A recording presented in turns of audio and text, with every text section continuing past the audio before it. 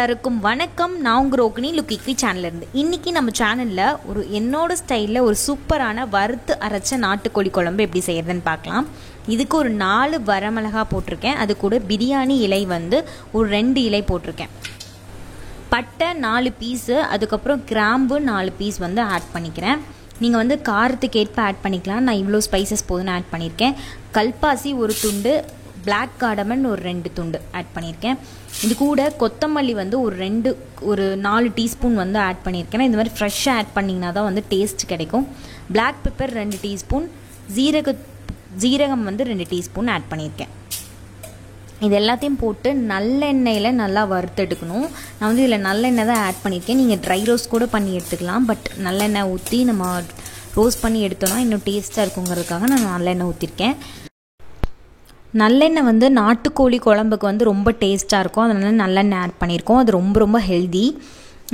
அதுக்கப்புறம் அதே கடாயில் நம்ம இன்னும் கொஞ்சம் ஆயில் ஊற்றிட்டு அதே நல்லெண்ணெய் ஊற்றிட்டு தேங்காய் அரை மூடி நான் துருவி வச்சுருக்கேன். அதை நான் இதில் ஆட் பண்ணிக்கிறேன். இதை நல்லா ரோஸ்ட் பண்ணி எடுத்துக்கணும். அந்த கலர் சேஞ்ச் ஒயிட் கலர்லேருந்து கொஞ்சம் கலர் ப்ரௌன் ஆகி நல்லா உதிரி ஆகிற அளவுக்கு இந்த மாதிரி ரோஸ்ட் பண்ணி எடுத்து வச்சுக்கோங்க.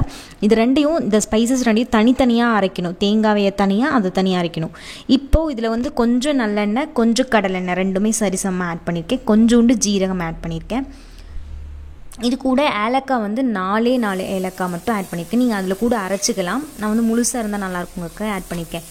எப்போவுமே நாட்டுக்கோழி குழம்புக்கு சின்ன வெங்காயம் போட்டு நல்லா இது பண்ணுங்கள். சின்ன வெங்காயம் செம்ம டேஸ்ட்டாக இருக்கும்.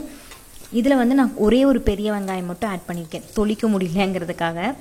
நீங்கள் சின்ன வெங்காயமே ஃபுல்லாக ஆட் பண்ணிக்கலாம். ஒரு 3 தக்காளி ஆட் பண்ணிக்கிறேன். இதை நல்லா மசிகிற அளவுக்கு நல்லா ஓரளவுக்கு நீங்கள் ஃப்ரை பண்ணி எடுத்துக்கோங்க. ஏன்னா நம்ம குக்கரில் செய்கிறதுனால இது குழஞ்சிரும். அதனால் இந்த ப்ராப்ளம் கிடையாது. இப்போ நான் இஞ்சி பூண்டு பேஸ்ட் தட்டி வச்சுருக்கேன். 2 டீஸ்பூன் அளவு இஞ்சி பூண்டு பேஸ்ட்டு. நீங்கள் நல்லா நைஸாக கூட கிரைண்ட் பண்ணிக்கலாம். 1-2 கூட தட்டி எடுத்துக்கலாம். வாய்க்கு படக்கூடாது அப்படின்னா நீங்கள் நல்லா நைஸாக கிரைண்ட் பண்ணி எடுத்துக்கோங்க. இப்போ இதையும் நல்லா பச்சை வாடை போகிற அளவுக்கு நல்லா ஃப்ரை பண்ணி எடுத்துக்கலாம்.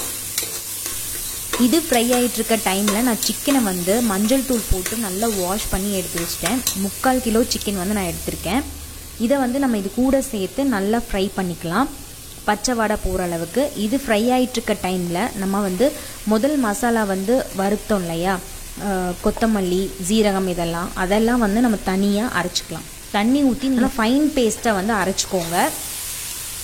தேங்காயை இது கூட போட்டு அரைக்காதீங்க. தேங்காய் தனியாக அரைக்கணும். ஃபஸ்ட்டு அந்த மசாலா மட்டும் நல்லா அரைச்சி ஃபைனாக நல்லா அரைச்சி எடுத்து வச்சுக்கோங்க.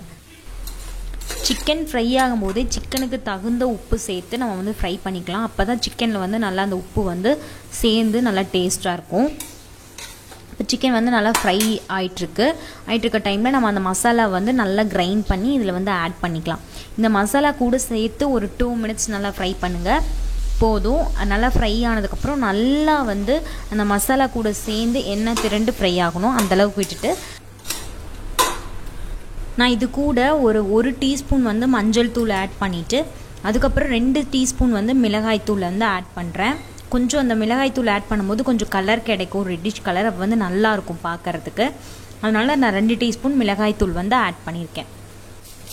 ஆட் பண்ணி இதையும் நல்லா அந்த மசாலா ஸ்மெல்லாம் போகிற அளவுக்கு நல்லா ஃப்ரை பண்ணிவிட்டு நம்ம இது கூட தேங்காய் அரைச்சி வச்ச விழுதை நம்ம ஆட் பண்ணிக்கலாம். இப்போ பார்த்திங்கன்னா நல்லா ஃப்ரை ஆயிடுச்சு. இந்த டைமில் நான் அரைச்சி வச்ச தேங்காய் விழுதை ஆட் பண்ணிக்கிறேன். ஆட் பண்ணிவிட்டு அந்த மீதம் இருக்கிற மிக்சியில் இருக்கிற அதையும் நல்லா தண்ணி ஊற்றிட்டு அதையும் உள்ளே சேர்த்துக்கோங்க. வேஸ்ட் பண்ணாமல் நல்லா மிக்ஸ் பண்ணி விட்டுட்டு அதை ஒரு 2 மினிட்ஸ் மட்டும் அடுப்பில் வச்சிங்கன்னா போதும். அதுக்கப்புறமா நம்ம தண்ணி ஆட் பண்ணிக்கலாம். தேவையான அளவு ஆட் பண்ணுங்கள். இளங்கோழியாக இருந்தால் நீங்கள் கொஞ்சமாக ஆட் பண்ணுங்கள். இல்லை உங்களுக்கு தெரியும் இல்லையா, அதுக்கு தகுந்த மாதிரி ஆட் பண்ணி மூடி வச்சிடலாம் குக்கர்.